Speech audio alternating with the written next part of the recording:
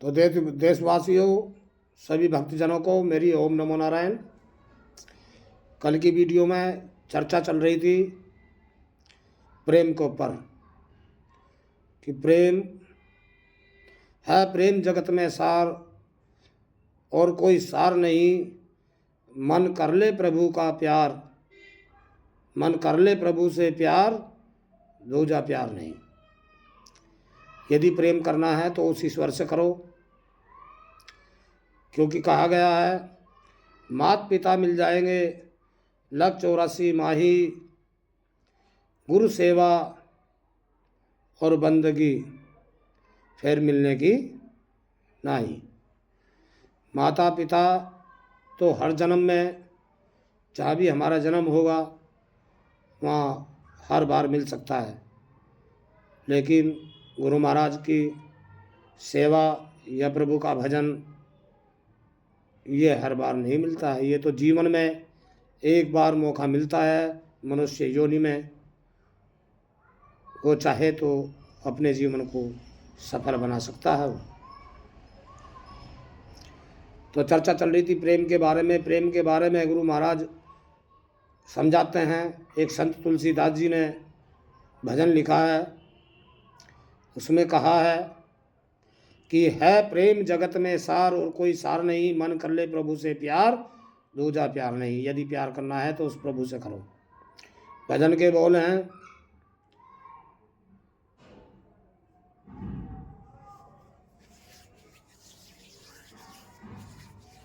भजन के बोल में कहा गया है,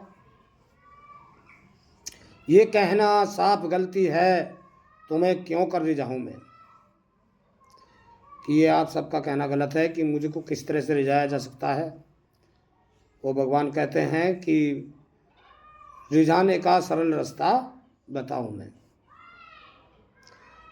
कि तुमको मुझे रिझाने का एक सरल रास्ता, एक तरीका मैं आपको बताता हूँ। पहले अंतर में समझाया गया है कि रिझाया था मुझे भिलनी ने झूठे 4 बेरों में।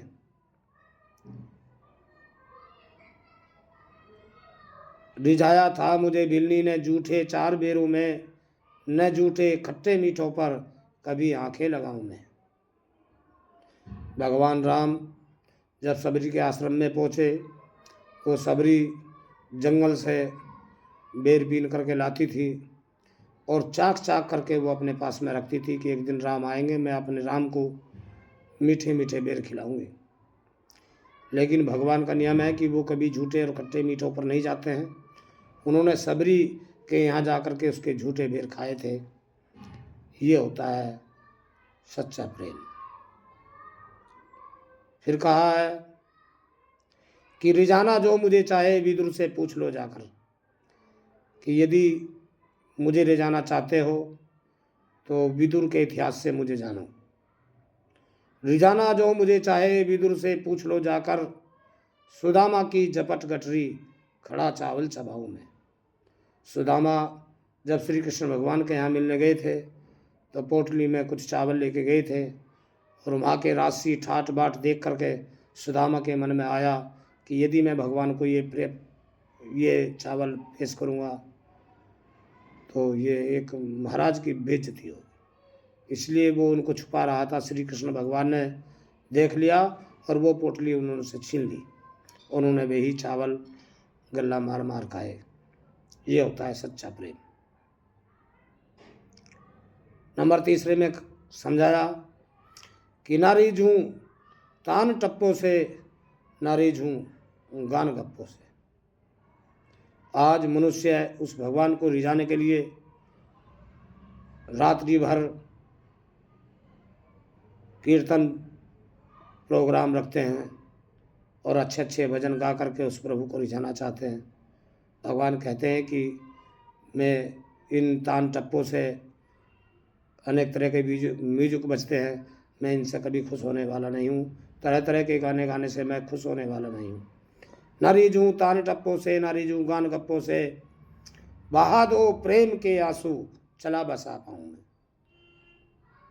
मैं तो उन भक्तों के हृदय में निवास करता हूँ, उनको प्राप्त होता हूँ जिनका अनन्य भाव से मेरी भक्ति में मन लगा हुआ होता है, मैं उसी से रीझ जाता हूँ।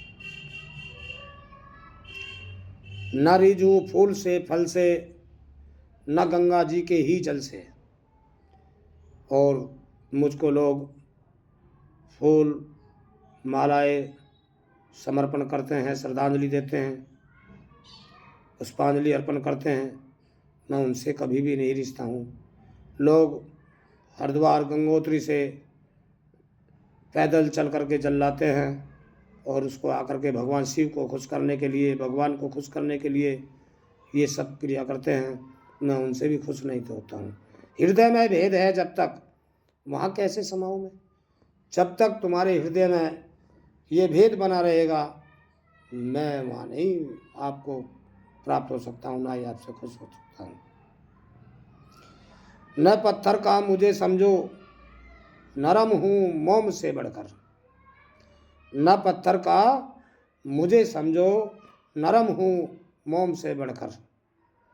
आज मंदिरों में बड़ी बड़ी भव्य मूर्तियाँ स्थापित हैं और उनको सभी तरह का श्रृंगार, धूप दीप नैवेद्य से उनको सजाया जाता है, पूजा करी जाती है।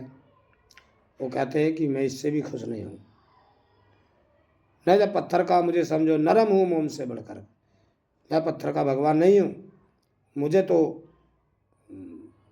नरम से भी बढ़ करके मैं मुलायम हूँ, नरम हूँ। न पत्थर का मुझे समझो, नरम हूँ मोम से बढ़कर। बता दे तुलसी फिर तुमको, सहज में कैसे पाऊँ। तुलसीदास जी कहते हैं कि फिर मैं उनको सहज में कैसे पा सकता हूँ। तो सहज में पाने का रास्ता ही है निष्काम निस्वार्थ प्रेम। वो प्रेम होना चाहिए, अनन्य भक्ति का प्रेम। तो देखिए प्यारे जनों, भगवान को रिझाने के लिए सच्चा प्रेम होना चाहिए, आपका मन भक्ति से रंगा होना चाहिए, जब भी आप प्रभु को पा सकते हैं। नहीं तो महापुरुष समझाते हैं, रीझते इतने रमणीय रीति रीझ अनूप है। गुरु महाराज समझाते हैं कि उनकी जो रीझने की रीति है वो अलग है। रीझते इतने रमणीय रीति रीझ अनूप है, सर्व शोभा से सुशोभित सेव्य तेरा रूप है। शक्ति का तू धाम है और शक्तिमान महान है, ज्ञान है अभिराम है और सर्वदा कल्याण है। उस प्रभु की रीझ एक अनूप होती है, अनोखी होती है, अनूठी होती है। तो उनको रिझाने के लिए मनुष्य नाना प्रकार से साधना करता है, नाना प्रकार से भजन कीर्तन गा करके उनको खुश करना चाहता है, वो इससे खुश नहीं होंगे।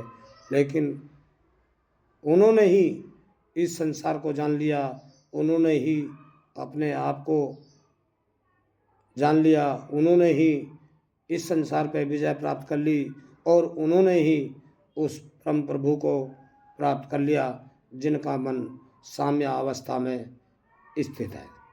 मानो समता से उधार है, उनके मन में विषमता का भाव नहीं होता है। ऐसे ही प्रेम से उसको पाया जा सकता है और पाते हैं तो उसकी, जिन्होंने पाया है तो उनकी महिमा का गुणगान करते हुए कहा है, आनंद के तुम स्रोत सुस्थिर। वो आनंद के स्रोत, सुख दुख से भी उठ करके ऊपर होता है आनंद। आनंद के तुम स्रोत सुस्थिर, सत्य सार अपार है, आकार है, आधार है, प्रपंच का विस्तार है। श्री श्रीपति का सेव्य, श्री श्रीपति के सेव्य दास हो, निष्काम हो, शुभ प्रेम पाते हैं वही, जपते सदा तब नाम जो। प्रभु का जो नाम हमेशा रटता है, उसको याद रखता है, उसी को मैं प्राप्त होता हूँ। ये ऐसी व्याख्या महापुरुषों ने की है उस प्रभु के लिए। ओम नमो नारायण।